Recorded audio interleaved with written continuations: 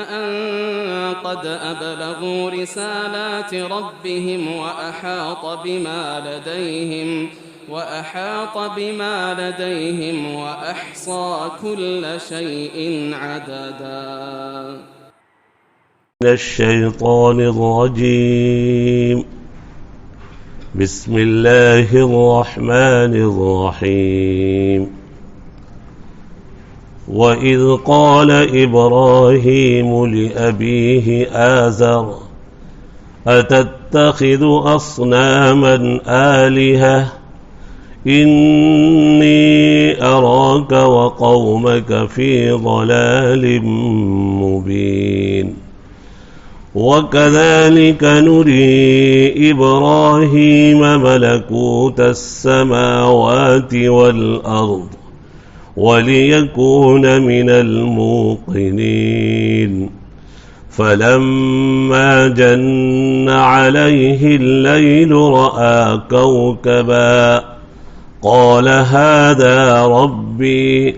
فلما أفل قال لا أحب الآفلين. فلما رأى القمر بازغا قال هذا ربي. فلما أفل قال لئن لم يهدني ربي لأكونن من القوم الضالين. فلما رأى الشمس بازغة قال هذا ربي هذا أكبر. فلما أفلت قال يا قوم إني بريء مما تشركون. إني وجهت وجهي للذي فطر السماوات والأرض حنيفا وما أنا من المشركين. صدق الله العظیم. میرے محترم دینی بھائیوں، بزرگوں اور دوستوں، کل کی تفسیر میں حضرت ابراہیم علیہ السلام کا قصہ ذکر کرتے ہوئے ان کی بت شکنی کا ذکر آیا تھا، جس کا ذکر 17ویں پارے میں ہے. لیکن قوم کو دعوت جو دی حضرت ابراہیم علیہ السلام نے، قوم کو دعوت دیتے ہوئے ایک دفعہ ایک اور حکمت اختیار کی.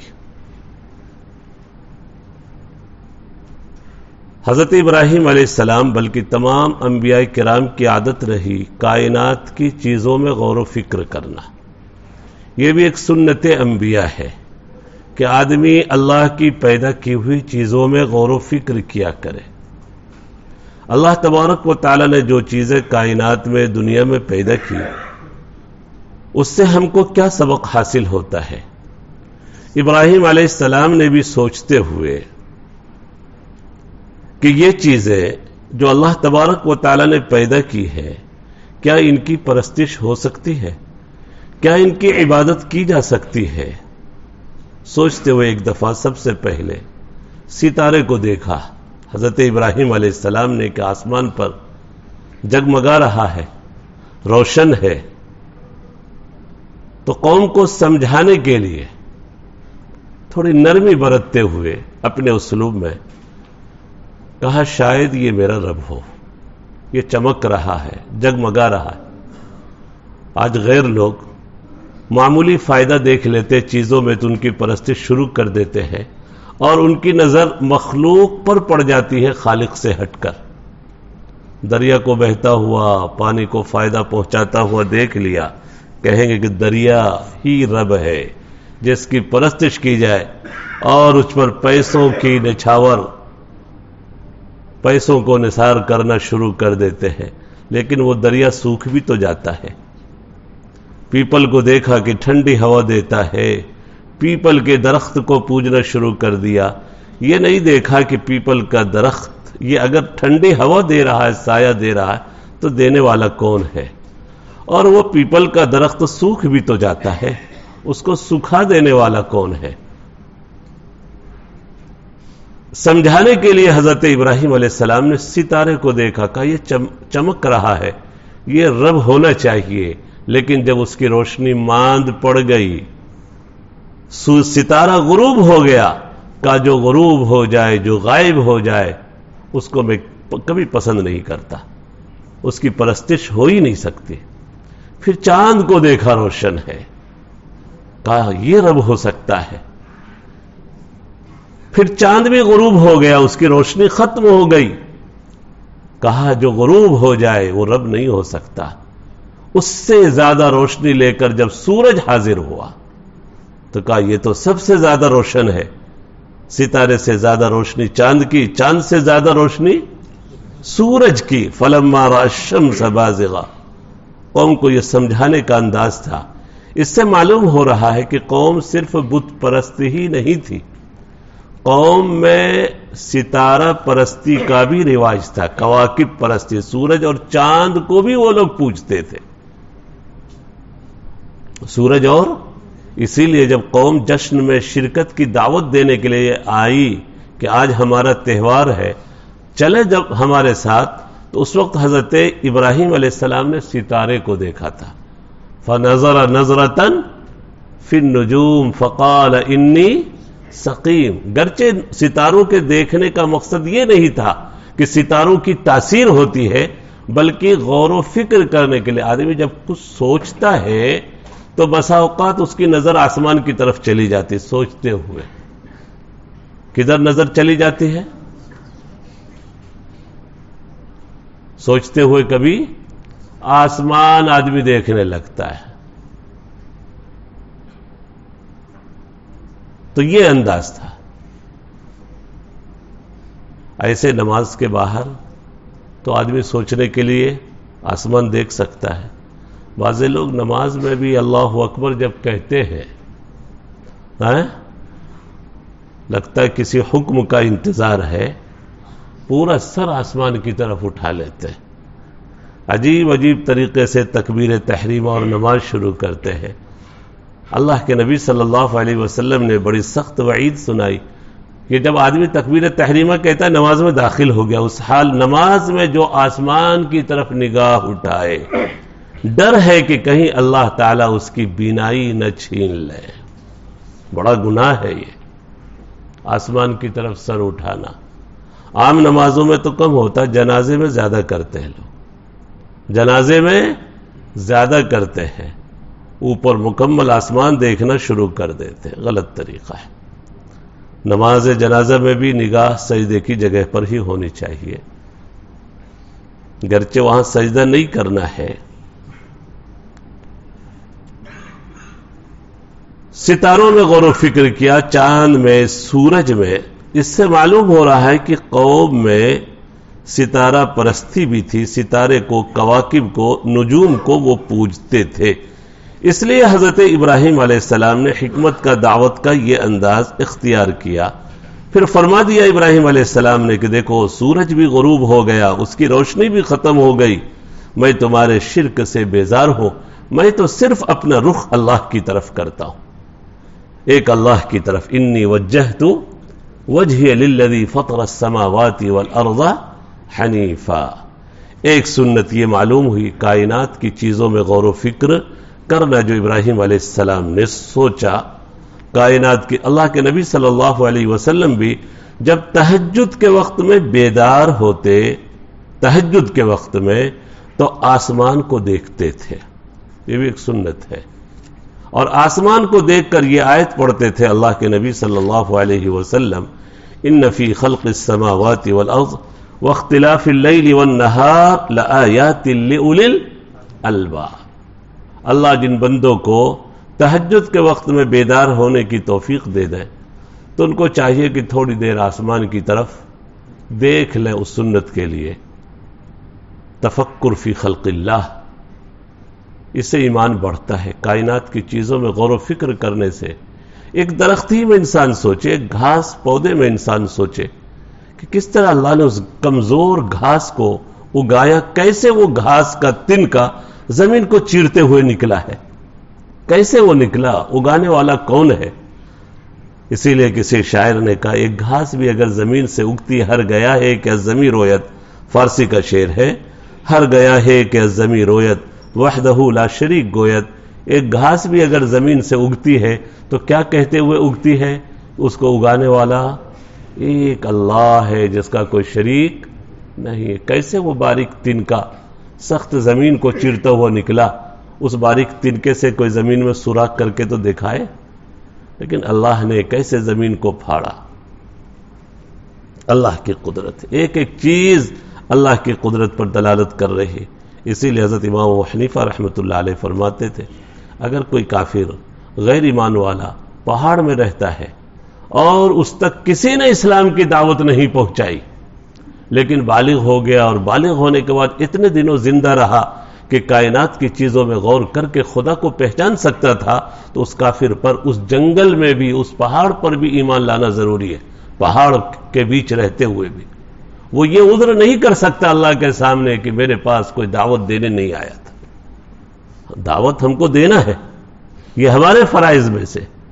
لیکن کائنات میں قدرت کی اتنی نشانیاں پھیلی ہوئی ہے کہ ایک ایک چیز میں غور و فکر کر کے انسان اپنے خدا کو، اپنے مالک حقیقی کو، اپنے خالق حقیقی کو پہچان سکتا ہے. ایمان لانا فرض ہے اس کے اوپر. کہ پہاڑ کو کس نے بنایا؟ پہاڑ میں رہتے ہوئے انسان سوچے پہاڑ کے دامن میں کتنے جانور موجود ہوں گے، کتنے پودے موجود ہوں گے، نباتات موجود ہوں گے، پانی کے آبشار موجود ہوں گے. کس نے پہاڑوں سے پانی نکالا؟ زمین سے تو ہم پانی نکالتے ہیں، پہاڑ سے بھی اللہ پانی نکال لے. پہاڑ سے بھی پانی، آبشار، جھرنے، کتنے خوبصورت جھرنے پہاڑ سے گر رہے ہیں.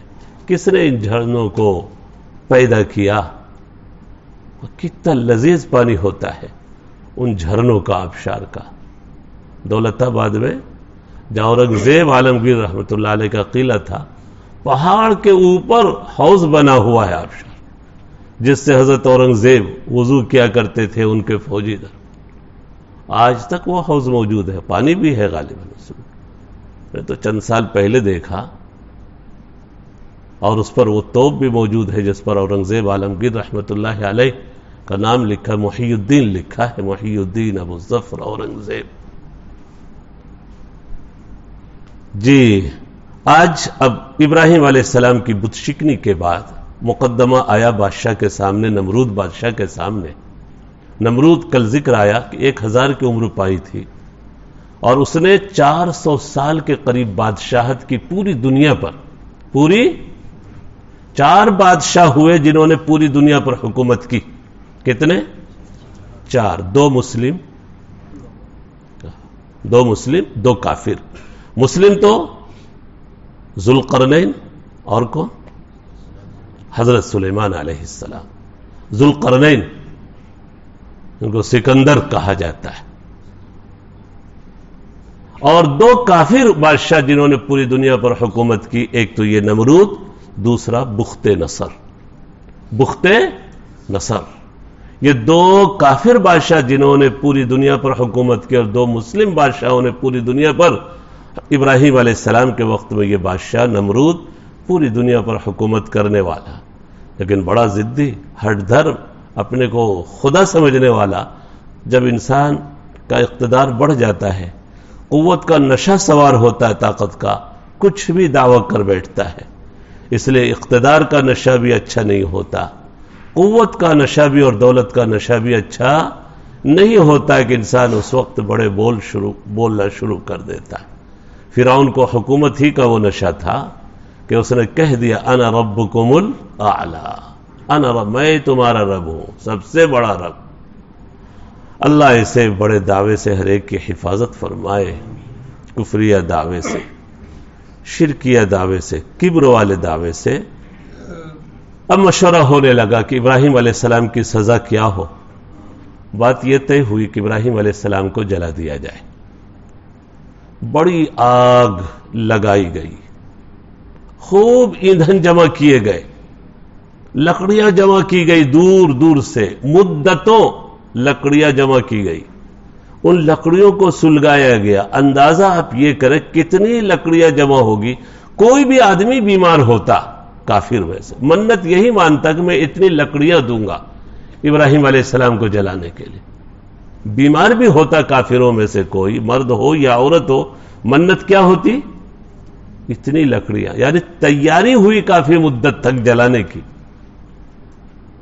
جب آگ کو دہکا دیا گیا، جس کی شعاعیں آسمان تک اٹھ گئی، فضا کے پرندے سب جل گئے، کیسی سخت ہوگی وہ آگ، کوئی قریب جا نہیں سکتا تھا۔ پہلے تو ابراہیم علیہ السلام کو ننگا کیا گیا، اللہ کے لیے ننگے بھی کیے گئے۔ دین کے لیے کیسی کیسی ذلت برداشت کی انبیاء کرام نے، دین کے لیے کہ اللہ کا دین زندہ رہے، اپنی ذلت تک، جان بھی، ذلت بھی، عزت بھی، سب کچھ قربان کیا، کا ننگا ہونا بھی گوارا۔ حضرت ابراہیم علیہ السلام ننگے کیے گئے، اسی لیے حدیث میں آیا قیامت کے دن تو سب ننگے اٹھائے جائیں گے قبر سے، اور سب سے پہلے لباس حضرت ابراہیم علیہ السلام کو پہنایا جائے گا۔ قیامت کے دن سب سے پہلے جو لباس پہنایا جائے گا، کن کو؟ کیوں ان کو سب سے پہلے لباس پہنایا جائے گا؟ اللہ کے لیے ننگے کیے گئے۔ اور ایک وجہ اور محدثین نے ذکر کی، اللہ کے گھر کو انہوں نے غلاف پہنایا ہے۔ خانہ کعبہ کو جو غلاف اوڑھایا جاتا ہے، سب سے پہلے غلاف اوڑھانے والے حضرت، اس لیے قیامت کے دن جب لوگ ننگے اٹھائے جائیں گے تو سب سے پہلے لباس حضرت ابراہیم علیہ السلام کو پہنایا جائے گا۔ آگ کے شعلے چونکہ تیز تھے، قریب کوئی جا نہیں سکتا تھا، تو پھینکنا تھا حضرت ابراہیم علیہ السلام کے جسم کو۔ کیسے پھینکا جائے؟ ایک منجنیق تیار کی گئی۔ پہلے زمانے میں جیسے آج کل توپ وغیرہ ہے، منجنیق کسی بھاری بھرکم چیز کو، بھاری پتھر کو دور پھینکنا ہوتا تھا، تو ایک گویا ہتھیار تھا وہ، کیا؟ منجنیق۔ اور اس کو تیار کرنے والا ایک کردی شخص تھا۔ کرد جو عراق کا ایک علاقہ ہے، کردی، اس میں ایک شخص تھا جس کا نام ہیزن بتایا جاتا ہے، ہیزن۔ اس نے منجنیق تیار کیا تھا ابراہیم علیہ السلام کو پھینکنے کے لیے۔ اللہ نے اس کو تو فوری سزا دے دی، زمین میں دھسا دیا گیا، اور روایتوں میں آتا قیامت تک وہ زمین کے نیچے دھستا رہے گا، دھستا رہے گا۔ وہ فوری اس کو سزا مل گئی۔ پیغمبر کے لیے اس نے منجنیق تیار کرائی، ان کو سزا دلوانے کے لیے اللہ نے فوری سزا دے دی۔ بعض بار تو اللہ ڈھیل دیتے ہیں مجرموں کو۔ اگر مجرموں کی سزا میں ڈھیل ہو تو اس کا یہ مطلب نہیں کہ اللہ کو اس کا جرم اچھا لگ رہا ہے۔ آج وقت کے ظالموں کو ڈھیل مل رہی ہے تو یہ مطلب نہیں کہ اللہ کو ان کا ظلم پسند ہے۔ بعض مرتبہ اللہ تبارک و تعالیٰ کسی ظالم کو عبرتناک سزا یا آخرت کی بڑی سزا دینا چاہتے۔ دنیا کی ہر سزا کتنی بھی بڑی ہو، وہ آخرت کے مقابلے میں چھوٹی، آخرت کی سزا کے مقابلے میں چھوٹی ہے۔ اس لیے بعض ظالموں کو ڈھیل مل جاتی ہے، ان کی پوری سزا آخرت میں ہوگی۔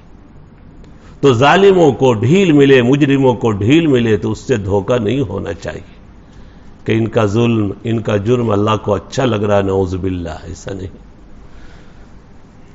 اس کو سزا دے دی گئی، ہیزن نامی شخص کو، جس نے منجنیق تیار کروائی۔ منجنیق میں ڈال دیا گیا ابراہیم علیہ السلام کو، رسی سے باندھ کر پھینکا گیا۔ جیسے ڈالا گیا اس وقت ایک جملہ حضرت ابراہیم علیہ السلام نے اپنی زبان سے نکالا، لا الہ الا انت سبحانک لک الملک ولک الحمد لا شریک لک۔ بڑا عجیب جملہ تھا، اے اللہ آپ کی ذات پاک ہے، آپ کے سوا کوئی معبود نہیں۔ اس وقت بھی کس کو یاد کر رہے؟ چنانچہ روایتوں میں آتا حضرت جبرائیل علیہ السلام آئے، کوئی مدد کا نہیں، میرا اللہ مجھے دیکھ رہا ہے۔ بارش کے فرشتے بھی آئے، حکم ہو بارش اتنی برسا دی جائے، اتنی برسا دی جائے کہ ساری آگ ٹھنڈی ہو جائے۔ نہیں، میرا اللہ مجھے دیکھ رہا ہے۔ کسی سے نہیں مدد مانگے، ہے نا؟ حالانکہ اس طرح کے ظاہری مدد لینے کی بسا اوقات اجازت ہے، لیکن ہم جو مدد مانگنے درگاہ پر پہنچ جاتے ہیں اس مدد کی اجازت نہیں، اولاد مانگنے اور کیا کیا مانگنے، قافلہ بنا کر جاتے ہیں اس کی جس کی اجازت نہیں، شرک ہے کھلا ہو۔ غیر مندر جائے تو کہے کہ ایمان چلا گیا، ہے نا؟ وہاں جا کر گھنٹی بجائے تو اس کا ایمان چلا گیا۔ ارے وہ تو مندر میں جا کے گھنٹی بجا رہا تھا، اور اپنے کہیں بھی جا کر کچھ بھی کرتے رہے، ہمارا ایمان محفوظ ہی ہے۔ اللہ حفاظت فرمائے دین کی صحیح سمجھ، کہا نا ایمان ہمارا سب سے بڑا اس کی حفاظت کیجئے، اللہ عمل کی بڑی سے بڑی کوتاہی کو معاف فرما دیں گے۔ نمازوں میں ہم نے کچھ کوتاہی کی ہو، اللہ معاف فرما دیں گے، ہو سکتا ہے، لیکن عقیدے کی خرابی کو، کوتاہی کو اللہ معاف نہیں فرمائیں گے۔ جو شرک کے ساتھ دنیا سے گیا، برے عقیدے کے ساتھ دنیا سے گیا، اللہ ہرگز اس کو معاف نہیں کریں گے۔ ان اللہ لا یغفر ان یشرک بہ ویغفر ما دون ذلک لمن یشاء۔ منت اتارنے بھی جاتے ہیں، اچھا، بچے کا بال بھی اتارتے ہیں، لا حول ولا قوة۔ جی، عقیدے کی حفاظت کریں، شرکی عمل سے خود بھی بچیں، دوسروں کو بھی بچائیں۔ کسی کو مدد کے لیے نہیں کہا، اللہ میرا دیکھ رہا۔ تو سب سے پہلے کیا لفظ زبان پر آیا؟ سبحانک لا الہ الا انت سبحانک لک الملک ولک الحمد لا شریک لک۔ اور پھر جب حضرت ابراہیم علیہ السلام کو پھینکا گیا آگ کی طرف تو دوسرا جملہ ادا کیا، حسبنا اللہ ونعم الوکیل، حسبنا اللہ ونعم الوکیل۔ ایک مرتبہ ایک دشمن نے اللہ کے نبی صلی اللہ علیہ وسلم کو آ کر بتایا کہ یہ کافر لوگ بڑا لشکر جمع کر رہے مدینے پر اور آپ پر حملے کے لیے، بڑا لشکر جمع کر رہے ایمان والوں پر حملے کے لیے۔ آپ صلی اللہ علیہ وسلم نے یہی جملہ پڑھا، حسبنا اللہ ونعم ہم کو بھی آج کے حالات میں پڑھتے رہنا چاہیے، اللہ ہم سب کے لیے کافی ہے، بہترین کارساز ہے۔ کیسے کیسے حالات میں اللہ نے حفاظت کی، آج بھی حفاظت کرے گا، ڈرنے کی ضرورت نہیں ہے۔ حسبنا اللہ ونعم الوکیل، اللہ کے نبی صلی اللہ علیہ وسلم نے فرمایا، اور پھر یہ فرمایا، یہی جملہ حضرت ابراہیم علیہ السلام نے بھی پڑھا تھا، حین القی فی النار، جب ان کو آگ میں ڈالا گیا۔ جب کبھی گھبراہٹ ہو، برے حالات کا اندیشہ ہو، حادثات کا اندیشہ ہو، آدمی یہ کثرت سے پڑھے، اللہ تبارک و تعالی انشاءاللہ نجات دیں گے۔ حسبنا اللہ ونعم الوکیل، حسبنا اللہ ونعم الوکیل، ابراہیم علیہ السلام نے بھی پڑھا۔ آگ میں ڈال دیے گئے ابراہیم علیہ السلام، اللہ کا حکم آ گیا ادھر سے فوراً، کیا ڈائریکٹ کسی سے مدد نہیں مانگی تو اللہ کی مدد آتی پھر فوری۔ یا نار کونی بردا وسلاما، یہ 17واں پارہ سامنے ہمارے، اے آگ ٹھنڈی ہو جا، اے آگ، لیکن ٹھنڈی ہو جا کے ساتھ اللہ نے یہ بھی فرما دیا سلامتی کے ساتھ۔ بعض ٹھنڈک بھی مضر ہوتی ہے کہ آدمی اس ٹھنڈک کو بھی دیکھتے نا، اسی کی ٹھنڈک سے بچنے کے لیے باہر بیٹھتے، کہا اسی نہیں برداشت ہو رہی، بعضوں کو نہیں ہوتی۔ کولڈ اسٹور جو ہوتا ہے، یہ ہے نا، ایک آئس کریم والے، اپنے آئس کریم والے وہ ایک دفعہ لے گئے، دیکھا نہیں یہاں اندر جو ہے نا آئس کریم ہم رکھتے، ایجنسی ہے آئس کریم کی، تھوڑی ہی دیر رکھا مجھے، 1 منٹ بھی نہیں، ایسا لگ رہا تھا کہ میرا ہی جسم گل کر اب برف ہو کر جم کر ختم ہو جائے، فوراً نکل آئے باہر۔ جو بڑے بڑے کولڈ اسٹور ہوتے اس کی ٹھنڈک کو آدمی برداشت، اس لیے اللہ تبارک و تعالی نے فرمایا سلامتی والی ٹھنڈی، نقصان دینے والی ٹھنڈی نہیں۔ یا نار کونی بردا وسلاما، اللہ کا جس وقت یہ حکم آیا، اللہ نے گرچہ اس آگ کو کہا تھا جو آگ ابراہیم علیہ السلام کے لیے سلگائی گئی، لیکن روایتوں میں آتا ہے کہ اس دن ساری آگ ٹھنڈی ہو گئی تھی، اس دن کسی شخص نے دنیا میں آگ سے نہیں فائدہ اٹھایا، ساری آگ کیا ہو گئی تھی؟ ہاں، دنیا میں کسی نے اس دن فائدہ، ابراہیم علیہ السلام کی رعایت میں اللہ نے اس دن سارے، اور حضرت ابراہیم علیہ السلام سے پوچھا کہ اللہ نے تو صحیح سالم نکال دیا. اس آگ کا منظر، کہا زندگی میں ویسی لذت نہیں پائی جو اس دن آگ میں رہتے ہوئے لذت تھی. ہاں، زندگی میں کبھی وہ لذت نہیں ملی جو اس دن آگ کے اندر رہتے ہوئے جو لذت تھی. اللہ نے کہہ دیا تھا یا نار کونی بردا وسلاما علی ابراہیم. اللہ نے آگ کو ٹھنڈی کر دیا. آگ جب سلگائی گئی تھی تو اس وقت بہت سے جانوروں نے محبت کا اظہار کیا ابراہیم علیہ السلام سے. کچھ جانوروں کے بارے میں حدیث میں بھی آتا ہے اس نے نفرت کا اظہار کیا تھا، جس میں گرگٹ اور چھپکلی کا بھی ذکر آتا ہے. بہت مشہور ہے، لوگ عام طور پر اس کو بیان بھی کرتے ہیں. یہ بھی پھونک مار رہا تھا، کچھوا تو پانی لالا کر دے رہا تھا، حالانکہ اس کے اتنے پانی سے کچھ ہونے والا نہیں. پانی لا کر کہ آگ بجھ جائے. اور چھپکلی اور گرگٹ تو جنگلوں میں ہوتا ہے اور چھپکلی گھروں میں، دونوں کے متعلق روایت ہے. یہ پھونک مار رہی تھی، آ کر یہ چھپکلی پھونک مارتی تھی کہ تاکہ آگ اور بھڑکے. اس کی پھونک سے کیا ہونے والا؟ لیکن اظہار نفرت، ہاں، اظہار اللہ کو یہ بھی پسند نہیں کہ کوئی اللہ کے نیک بندوں سے متعلق اظہار نفرت کرے، اس لیے اس کو مارنے کا حکم ہے. چھپکلی کو مارنے کا حکم ہے. حدیث میں بھی ہے، حضرت عائشہ رضی اللہ تعالی عنہ کے پاس ایک صحابی آئی، ان کے گھر میں دیکھا ایک نیزہ رکھا ہوا. کیا؟ نیزہ. تو انہوں نے پوچھ لیا یہ نیزہ کس لیے ہے گھر میں؟ کہا میں اس سے چھپکلی مارتی ہوں، گھروں کی چھپکلی. کہا کس لیے؟ کہا اس نے پیغمبر صلی اللہ علیہ وسلم سے میں نے سنا ہے کہ ابراہیم علیہ السلام کہ آگ کو پھونک مار رہی تھی، آگ کو مزید بھڑکانے کے لیے. اس طرح کی کئی روایتیں ہیں.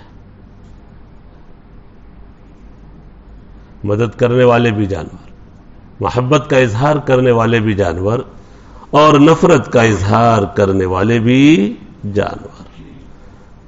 قرآن کہہ رہا ہے کہ ان کافروں نے حضرت ابراہیم علیہ السلام کے ساتھ بری تدبیر کا ارادہ کیا. بری تدبیر کا ارادہ کیا تو ہم نے ان کی تدبیر کو فیل کر دیا. فجعلناہم الاخسرین، وہ لوگ گھاٹا اٹھانے والے ہو گئے. آگے اب انشاءاللہ حضرت اسماعیل علیہ السلام کی ولادت کا ذکر آئے گا، اور حضرت ابراہیم علیہ السلام اب بابل سے ہجرت کر کے ملک شام جائیں گے. یہ جو واقعہ پیش آیا ہے عراق کے شہر بابل کے اندر، اور وہیں پیدا ہوئے، وہیں مبعوث کیے گئے تھے نبی بنا کر. اب اللہ کے حکم سے ہجرت کریں گے حضرت ابراہیم علیہ السلام، اس علاقے سے نکل جائیں گے اور ملک شام کی طرف آنا ہوگا. پھر وہاں سے مکہ مکرمہ کا بھی سفر ہوگا. اس سفر کا ذکر انشاءاللہ العزیز کل آئندہ. اللہ تبارک و تعالی ہم سب کو پیغمبروں کے طریقے پر چلنے کی توفیق نصیب فرمائے. اللہ کے دین کے لیے تکلیف اٹھانے کی اللہ تبارک و تعالی حوصلہ بھی دے، ہمت بھی دے. اللہ ہم سب کے ایمان کے ہر برے عقیدے سے، شرکی عقیدے سے حفاظت فرمائے.